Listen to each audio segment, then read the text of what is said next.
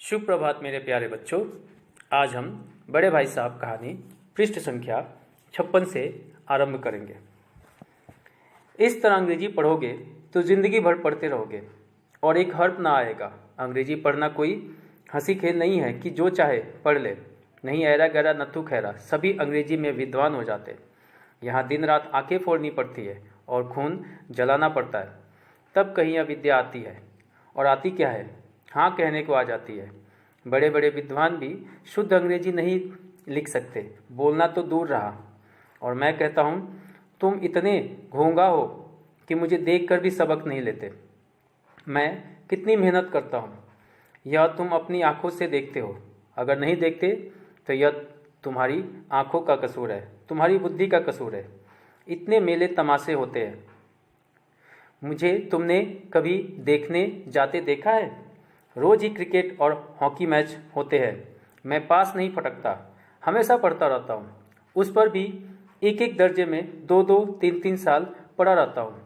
फिर भी तुम कैसे आशा करते हो कि तुम यूं खेल कूद में वक्त गंवाकर पास हो जाओगे? मुझे तो 2 ही 3 साल लगते हैं। तुम उम्र भर इसी दर्जे में पढ़े सड़ते रहोगे। अगर तुम्हें इस तरह उम्र गंवानी है तो बेहतर है घर चले जाओ और मज़े से गुल्ली डंडा खेलो। दादा की गाड़ी कमाई के रुपए क्यों बर्बाद करते हो? बड़े भाई साहब अपने छोटे भाई को समझा रहे कि जिस तरह से तुम पढ़ाई कर रहे हो उस तरह से पढ़ने से कभी भी अंग्रेजी नहीं सीख पाओगे। कहने का अर्थ यह है कि अंग्रेजी एक मुश्किल विषय है, इसको खेल कूद में गंवाकर हम नहीं सीख सकते।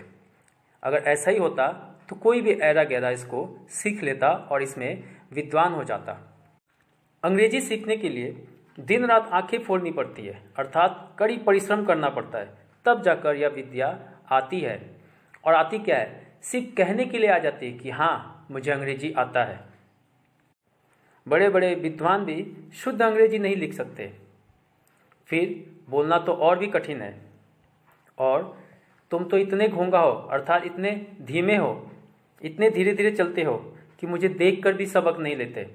मैं कितना पढ़ाई करता हूँ, कितना मेहनत करता हूँ, यह तुम अपनी आंखों से ही देखते हो। अगर नहीं देखते तो तुम्हारी आंखों का कसूर है, तुम्हारी बुद्धि का कसूर है, मेरा कोई कसूर नहीं है इसमें। बाहर कितने ही मेले होते हैं, तमाशे होते हैं, मैं कभी उनको देखने के लिए नहीं जाता। कितने ही क्रिकेट मैच होते हैं, कितने ही हॉकी मैच होते हैं, फिर भी मैं उनके आसपास भी नहीं भटकता। दिन रात पढ़ते रहता हूँ ताकि मैं पास हो जाऊँ। इतना मुश्किल है, फिर भी मैं एक एक दर्जे में 2-2 साल, 3-3 साल पढ़ा रहता हूँ। फिर तुम कैसे उम्मीद कर सकते हो कि तुम बिना पढ़े पास हो जाओगे? मुझे तो सिर्फ 2 या 3 साल लगते हैं, तुम्हें तो पूरी ज़िंदगी लग जाएगी एक ही दर्जे में। अगर ऐसा ही करना है तुम्हें तो बेहतर होगा तुम घर चले जाओ, वहाँ गुल्ली डंडा खेलो। जो हमारे दादा ने संपत्ति को जमा किया हुआ है उसको क्यों ऐसे ही बर्बाद कर रहे हो? बेहतर होगा तुम घर चले जाओ और वहाँ आराम से रहो। मेरे प्यारे बच्चों, अब जो मैं अनुच्छेद पढ़ाने जा रहा हूँ यह बहुत ही महत्वपूर्ण है, इसलिए मैं आशा करूँगा कि सभी बच्चे इसको ध्यान से सुनेंगे। मैं यह लताड़ सुनकर आंसू बहाने लगता। जवाब ही क्या था? अपराध तो मैंने किया, लताड़ कौन सा है? भाई साहब उपदेश की कला में निपुण थे। ऐसी ऐसी लगती बातें कहते, ऐसे ऐसे शुक्ति बाण चलाते कि मेरे जिगरे के टुकड़े टुकड़े हो जाते और हिम्मत टूट जाती। इस तरह जान तोड़कर मेहनत करने की शक्ति मैं अपने में न पाता था और निराशा में ज़रा देर के लिए मैं सोचने लगता, क्यों ना घर चला जाऊँ। जो काम मेरे बूते से बाहर है उसमें हाथ डालकर क्यों अपनी ज़िंदगी खराब करूँ। मुझे अपना मूर्ख रहना मंजूर था, लेकिन इतनी मेहनत से तो मुझे तो चक्कर आ जाता था। लेकिन घंटे 2 घंटे बाद निराशा के बादल फट जाते और मैं इरादा करता कि आगे से खूब जी लगाकर पढ़ूंगा। चटपट एक टाइम टेबल बना डालता, बिना पहले के नक्शा बनाए कोई स्कीम तैयार किए काम कैसे शुरू करूं।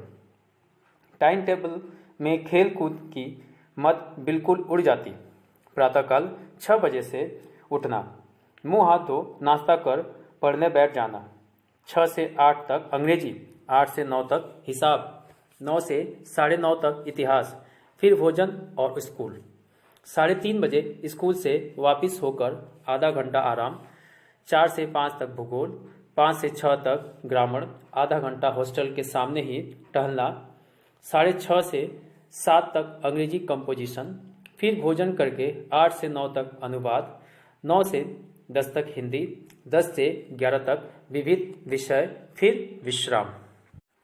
लेखक कह रहा है कि बड़े भाई साहब की डांट डपट सुनकर मैं आंसू बहाने लगता और उसके पास कोई इसका जवाब ही नहीं होता था, क्योंकि उसने तो अपराध किया ही है तो सजा उसे ही मिलेगी।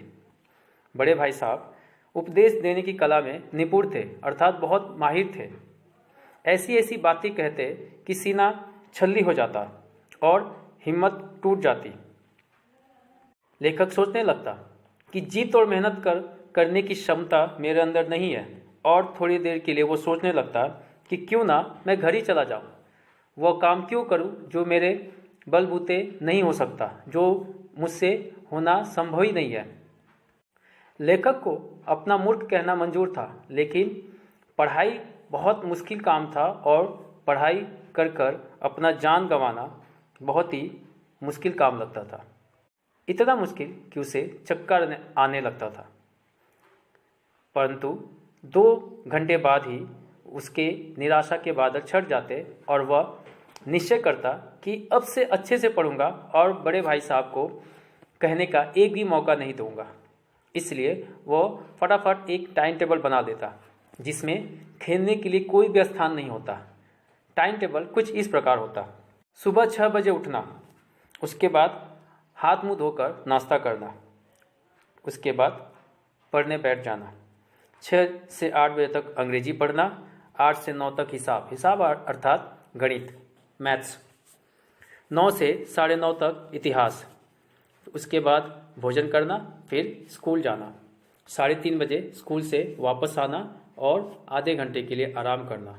फिर 4 से 5 बजे तक भूगोल और 5 से 6 बजे तक ग्रामर, आधा घंटा हॉस्टल के सामने टहलना और 6:30 से 7 बजे तक अंग्रेजी कंपोजिशन।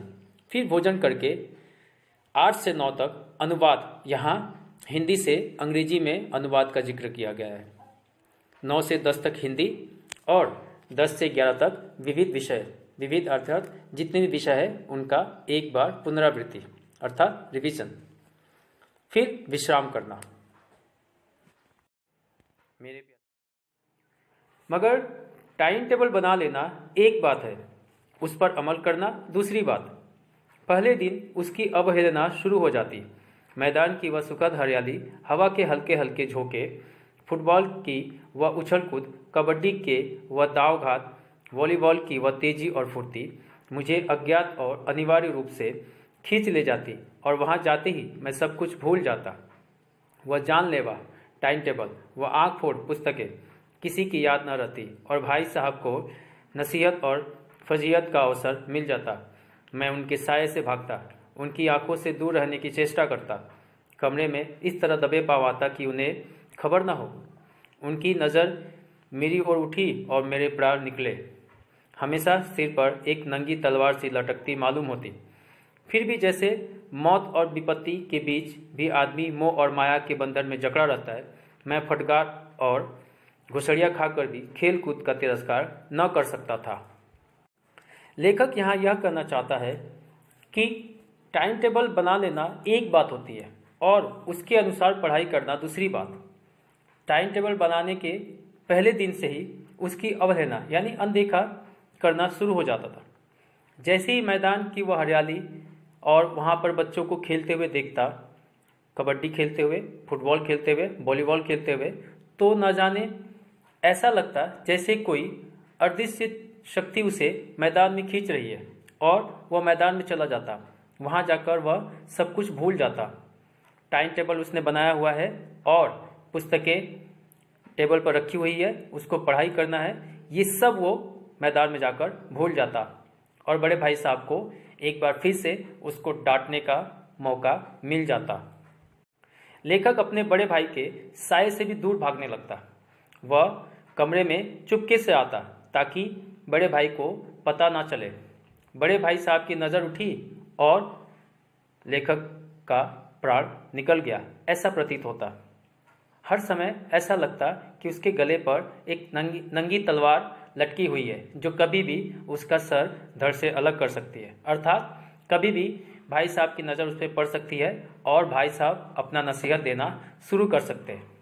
परंतु ठीक वैसे ही जैसे कि हमें पता है कि हम एक ना एक दिन मर जाएंगे, लेकिन मोह माया के बंधन में जकड़े रहते हैं और इस बात को भूल जाते हैं कि हम एक दिन मर जाएंगे।